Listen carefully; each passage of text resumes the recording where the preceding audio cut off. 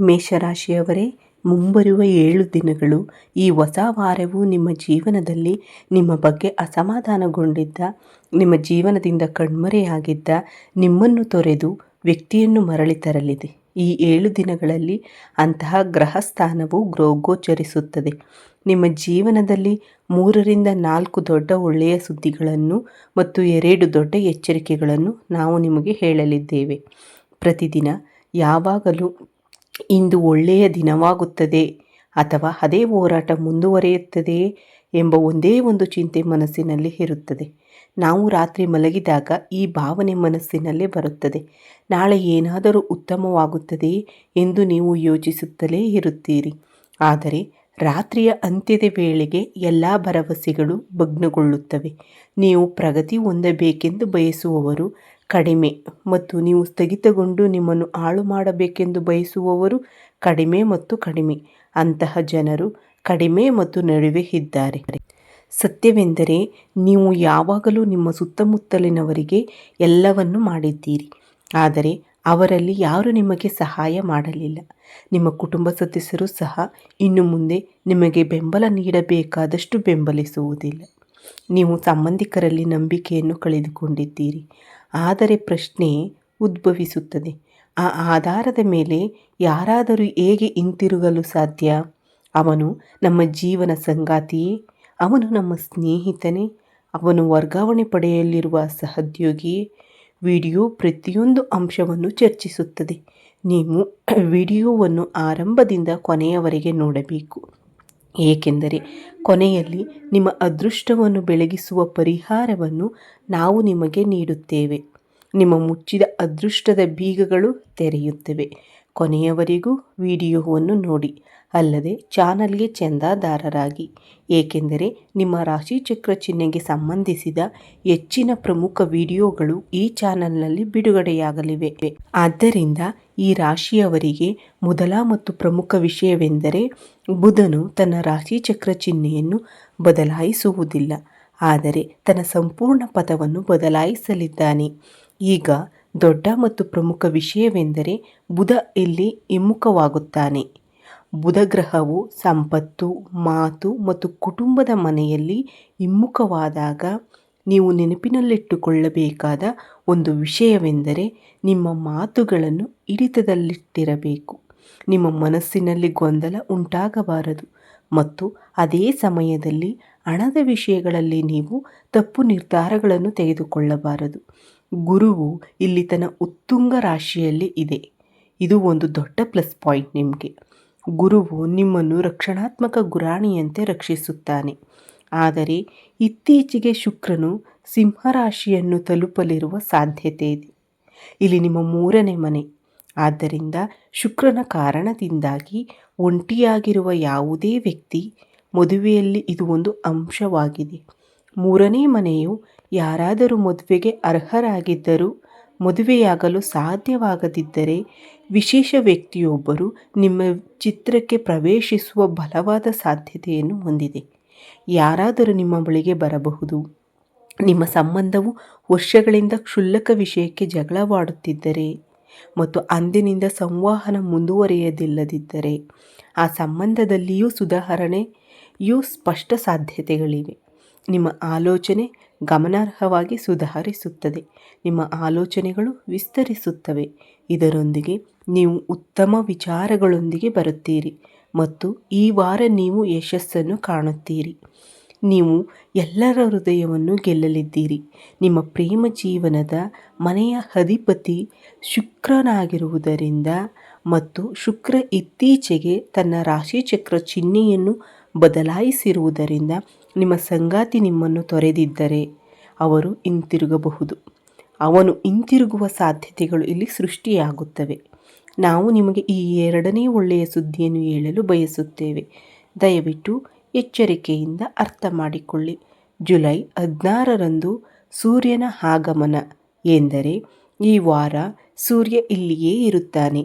ಲಗ್ನದ ಮನೆಯಲ್ಲಿ ಸೂರ್ಯ ಕುಳಿತಿರುವುದು ಈ ವಾರ ನಿಮಗೆ ಉತ್ತಮ ಶಕ್ತಿಯನ್ನು ನೀಡಲಿದೆ.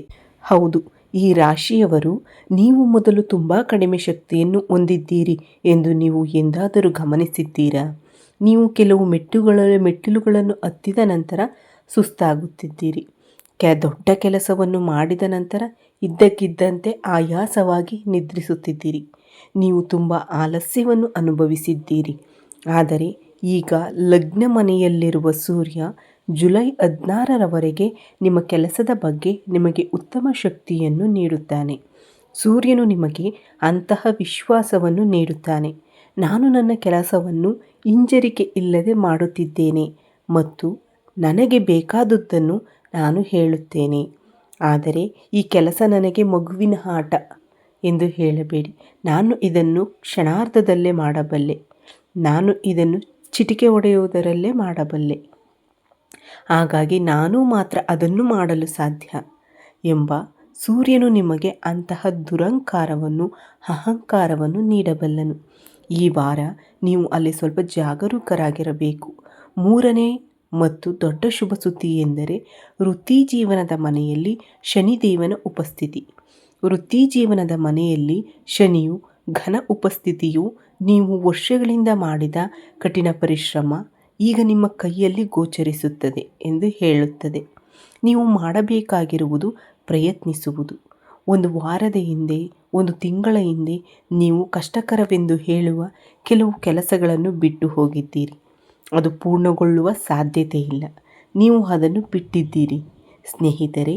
ಆದರೆ ನೀವು ಮತ್ತೊಮ್ಮೆ ಆ ಕೆಲಸವನ್ನು ನಿಮ್ಮ ಕೈಯಲ್ಲಿ ಪ್ರಯತ್ನಿಸಬೇಕು. ಈ ವಾರ ಆ ನಿಲ್ಲಿಸಿದ ಕೆಲಸ ಪೂರ್ಣಗೊಳ್ಳುತ್ತದೆ. ಸ್ಥಗಿತಗೊಂಡಿದ್ದ ಒಪ್ಪಂದವು ಅಂತಿಮಗೊಳ್ಳುವ ಸಾಧ್ಯತೆ ಇದೆ ಮತ್ತು ಈ ವಾರ ನಿಮ್ಮ ಕಠಿಣ ಪರಿಶ್ರಮಕ್ಕೂ ಪ್ರತಿಫಲ ಸಿಗುತ್ತದೆ. ನೀವು ಒಂದು ಹೆಜ್ಜೆ ಇಡಬೇಕಷ್ಟೆ. ಆ ಹೆಜ್ಜೆ ಏನು? ವಿಡಿಯೋದ ಕೊನೆಯಲ್ಲಿ ನಿಮಗೆ ತಿಳಿಯುತ್ತದೆ. ಕೊನೆಯವರೆಗೂ ವಿಡಿಯೋವನ್ನು ನೋಡಿ, ಏಕೆಂದರೆ ನಾವು ಹಂಚಿಕೊಳ್ಳುವ 2 ಎಚ್ಚರಿಕೆಗಳು ನಿಮ್ಮ ಜೀವನದಲ್ಲಿ ನಡುಕವನ್ನು ತರುತ್ತವೆ. ಆ 2 ಎಚ್ಚರಿಕೆಗಳು ಯಾವುವು? ಎಚ್ಚರಿಕೆಯಿಂದ ಆಲಿಸಿ. ಆದರೆ ಇನ್ನೂ ನೀವು ನಮ್ಮ ಚಾನಲ್ಗೆ ಚಂದಾದಾರರಾಗಿಲ್ಲದಿದ್ದರೆ ದಯವಿಟ್ಟು ಸಬ್ಸ್ಕ್ರೈಬ್ ಮಾಡಿ, ವಿಡಿಯೋವನ್ನು ಲೈಕ್ ಮಾಡಿ, ಕಮೆಂಟ್ ವಿಭಾಗದಲ್ಲಿ ಜೈ ಶನಿದೇವ ಎಂದು ಕಾಮೆಂಟ್ ಮಾಡಿ. ಅವರು ವೃತ್ತಿ ಮತ್ತು ಕರ್ಮದ ಮನೆಯಿಂದ ಶನಿದೇವನ ಆಶೀರ್ವಾದವನ್ನು ಖಂಡಿತವಾಗಿಯೂ ಪಡೆಯುತ್ತಾರೆ. ನಾವು ನಿಮಗೆ ನೀಡಲು ಬಯಸುವ ಮೊದಲ ಎಚ್ಚರಿಕೆ ಎಂದರೆ ರಾಹು ನಿಮ್ಮ ಅದೃಷ್ಟದ ಮನೆಯಲ್ಲಿ ಕುಳಿತಿದ್ದಾನೆ. ಅದೃಷ್ಟದ ಮನೆಯಲ್ಲಿ ರಾಹುವಿನ ಉಪಸ್ಥಿತಿಯು ಅದೃಷ್ಟವನ್ನು ಅವಲಂಬಿಸುವ ಸಮಯವಲ್ಲ ಎಂದು ಹೇಳುತ್ತೇನೆ. ಅನೇಕ ಜನರು ಇದ್ದಕ್ಕಿದ್ದಂತೆ ಈ ವಿಷಯ ನನ್ನ ಹಣೆಬರಹದಲ್ಲಿದೆ ಎಂದು ನನಗೆ ಅನಿಸುತ್ತದೆ ಎಂದು ಭಾವಿಸುತ್ತಾರೆ. ಇದು ಅಲ್ಲದಿದ್ದರೆ ನಾಳೆ ನನಗೆ ಅದು ಸಿಗುತ್ತದೆ ಮತ್ತು ನಂತರ ಅವರು ಪ್ರಯತ್ನಿಸುವುದನ್ನು ನಿಲ್ಲಿಸುತ್ತಾರೆ. ಅವರು ಆ ಕಠಿಣ ಪರಿಶ್ರಮವನ್ನು ಇದು ನನ್ನ ಹಣೆಬರಹದಲ್ಲಿ ಬರೆಯಲ್ಪಟ್ಟಿದೆ ಎಂದು ನಾನು ಭಾವಿಸುತ್ತೇನೆ ಎಂಬ ಸಮರ್ಪಣೆಯನ್ನು ತೋರಿಸುವುದಿಲ್ಲ. ನಾನು ಅದನ್ನು ಪಡೆಯುತ್ತೇನೆ. ಅಥವಾ ಕೆಲವು ಜನರಿದ್ದಾರೆ, ಅದು ನನ್ನ ಅದೃಷ್ಟದಲ್ಲಿದ್ದರೆ ನನಗೆ ಅದು ಸಿಗುತ್ತದೆ ಎಂದು ಅವರು ಹೇಳುತ್ತಾರೆ. ನಾನು ವ್ಯರ್ಥವಾಗಿ ಏಕೆ ಕಷ್ಟಪಟ್ಟು ಕೆಲಸ ಮಾಡಬೇಕು? ಆದರೆ ಈಗ ರಾಹು ವಿಧಿಯ ಮನೆಯಲ್ಲಿ ಕುಳಿತಿದ್ದಾನೆ ಮತ್ತು ನವೆಂಬರ್-ಡಿಸೆಂಬರ್ವರೆಗೆ ಅಲ್ಲೇ ಇರುತ್ತಾನೆ. ಈ ವಾರ ನೀವು ಜಾಗರೂಕರಾಗಿರಬೇಕು. ಅದೃಷ್ಟವನ್ನು ಅವಲಂಬಿಸಿರುವ ಈ ರಾಶಿಯವರು ಇತಿಹಾಸವನ್ನು ಬರೆಯುವುದಿಲ್ಲ. ಇತಿಹಾಸವು ತಮ್ಮದೇ ಆದ ಹಣೆಬರಹವನ್ನು ಬರೆಯುವವರನ್ನು ಹೊಗಳುತ್ತದೆ. ಈಗ ನಾನು ಅದೃಷ್ಟವನ್ನು ಅವಲಂಬಿಸುವುದಿಲ್ಲ ಎಂಬುದನ್ನು ನೆನಪಿಡಿ. ನಾವು ಬೆಳಿಗ್ಗೆ ಸಮಯಕ್ಕೆ ಸರಿಯಾಗಿ ಎಚ್ಚರಗೊಳ್ಳುತ್ತೇವೆ. ನಮ್ಮ ಕೆಲಸವನ್ನು ಸಮಯಕ್ಕೆ ಸರಿಯಾಗಿ ಮಾಡುತ್ತೇವೆ. ಯಶಸ್ಸು ಮತ್ತು ವೈಫಲ್ಯ ಸಂಭವಿಸುತ್ತಲೇ ಇರುತ್ತದೆ. ಆದರೆ ನಾವು ನಿಲ್ಲುವುದಿಲ್ಲ. ನೀವು ಇದನ್ನು ಅರ್ಥ ಮಾಡಿಕೊಳ್ಳಬೇಕು. ನೀವು ಇದನ್ನು ಮನಸ್ಸಿನಲ್ಲಿಟ್ಟುಕೊಳ್ಳಬೇಕು. ಏಕೆಂದರೆ ಸ್ನೇಹಿತರೆ, ಒಂದು ಬಿದಿರಿನ ಮರವು ತನ್ನ ಬೇರುಗಳನ್ನು ಸ್ಥಾಪಿಸಲು ಹಲವು ವರ್ಷಗಳನ್ನು ತೆಗೆದುಕೊಳ್ಳುತ್ತದೆ.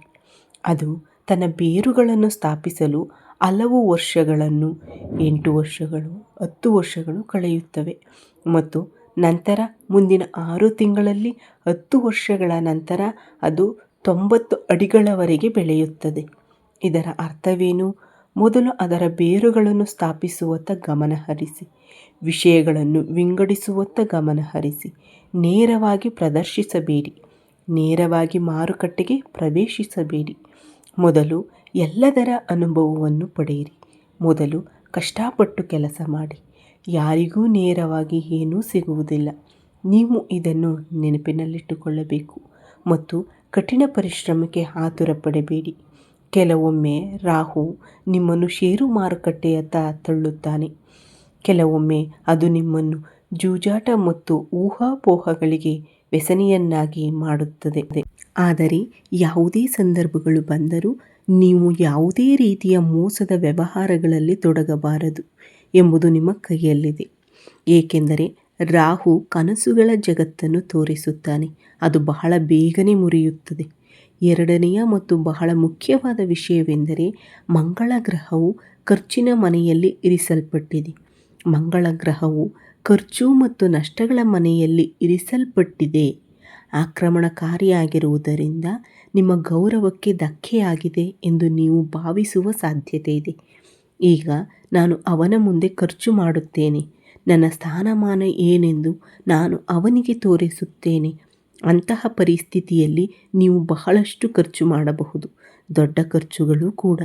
ಇದು ಗಮನಾರ್ಹ ಖರ್ಚು ವೆಚ್ಚಗಳಿಗೆ ಕಾರಣವಾಗಬಹುದು. ಅಲ್ಲಿ ಸ್ವಲ್ಪ ಜಾಗರೂಕರಾಗಿರಿ. ಮಂಗಳನು ಉರಿಯುತ್ತಿರುವ ಅಂಶವಾಗಿದೆ. ಇದು ನಮ್ಮ ಆಕ್ರಮಣಶೀಲತೆ ಮತ್ತು ಉತ್ಸಾಹವನ್ನು ಹೆಚ್ಚಿಸುತ್ತದೆ.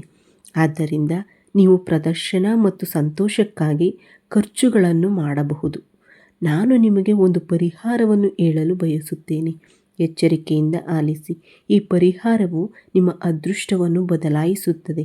ಈ ರಾಶಿಯವರಿಗೆ ನಾವು ನಿಮಗೆ ಹೇಳಿದಂತೆ ನಿಮ್ಮ ರಾಶಿಚಕ್ರದಲ್ಲಿ ಬುಧನು 7ನೇ ತಾರೀಕಿನಂದು ಹಿಮ್ಮುಖವಾಗುತ್ತಾನೆ.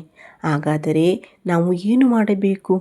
ರಾಶಿಚಕ್ರದಲ್ಲಿ ಬುಧನ ಹಿಮ್ಮುಖ ಚಲನೆಯು ನಿಮ್ಮ ಸಂಪತ್ತು, ಕುಟುಂಬ ಮತ್ತು ಮಾತಿನ ಮೇಲೆ ಪರಿಣಾಮ ಬೀರದಂತೆ ನೀವು ಬುಧನಿಗೆ ಒಂದು ಪರಿಹಾರವನ್ನು ಮಾಡಬೇಕು. ಒಂದು ಅಂತಿಮ ಪರಿಹಾರವಿದೆ ಮತ್ತು ನಿಮ್ಮ ಕೆಲಸವು ಅದರೊಂದಿಗೆ ಪೂರ್ಣಗೊಳ್ಳುತ್ತದೆ. ಯಾವುದೇ ಬುಧವಾರ ಗೋಶಾಲೆಗೆ ಭೇಟಿ ನೀಡಿ ಹಸುವಿಗೆ ಹಸಿರು ಮೇವು ಮತ್ತು ಬೆಲ್ಲವನ್ನು ತಿನ್ನಿಸಿ. ಸಾಧ್ಯವಾದರೆ ಈ ದಿನವೂ ಗಣೇಶನನ್ನು ಪೂಜಿಸಿ. ಬುಧಗ್ರಹವು ಬಲಗೊಳ್ಳುತ್ತದೆ ಮತ್ತು ಅದರ ಹಿಮ್ಮುಖ ಚಲನೆಯ ಋಣಾತ್ಮಕ ಪರಿಣಾಮಗಳು ಕೊನೆಗೊಳ್ಳುತ್ತವೆ. ಹೆಚ್ಚುವರಿಯಾಗಿ ರಾಹುವಿಗೆ ಪಕ್ಷಿಗಳಿಗೆ ಆಹಾರ ನೀಡಿ ಮತ್ತು ಮಂಗಳ ಗ್ರಹಕ್ಕಾಗಿ ಹನುಮಾನ್ ಚಾಲೀಸವನ್ನು ಪಠಿಸಿ. ನಿಮಗೆ ಪ್ರಯೋಜನವಾಗುತ್ತದೆ ಮತ್ತು ಈ ನಕಾರಾತ್ಮಕ ಗ್ರಹಗಳ ಋಣಾತ್ಮಕ ಪರಿಣಾಮಗಳು ಕೊನೆಗೊಳ್ಳುತ್ತವೆ. ಆದ್ದರಿಂದ ನೀವು ಈ ವಿಡಿಯೋವನ್ನು ಆನಂದಿಸಿದ್ದೀರಿ ಎಂದು ನಾನು ಭಾವಿಸುತ್ತೇನೆ. ದಯವಿಟ್ಟು ವಿಡಿಯೋವನ್ನು ಲೈಕ್ ಮಾಡಿ. ನಿಮ್ಮ ಜೀವನದಲ್ಲಿ ನಿಮಗೆ ಯಾವುದೇ ಸಮಸ್ಯೆಗಳಿದ್ದರೆ ದಯವಿಟ್ಟು ಕೆಳಗಿನ ಕಾಮೆಂಟ್ಗಳ ವಿಭಾಗದಲ್ಲಿ ಬರೆಯಿರಿ. ನಾವು ಪರಿಹಾರವನ್ನು ನೀಡಲು ನಮ್ಮ ಕೈಲಾದಷ್ಟು ಪ್ರಯತ್ನಿಸುತ್ತೇವೆ. ವಿಡಿಯೋ ವೀಕ್ಷಿಸಿದ್ದಕ್ಕಾಗಿ ಧನ್ಯವಾದಗಳು.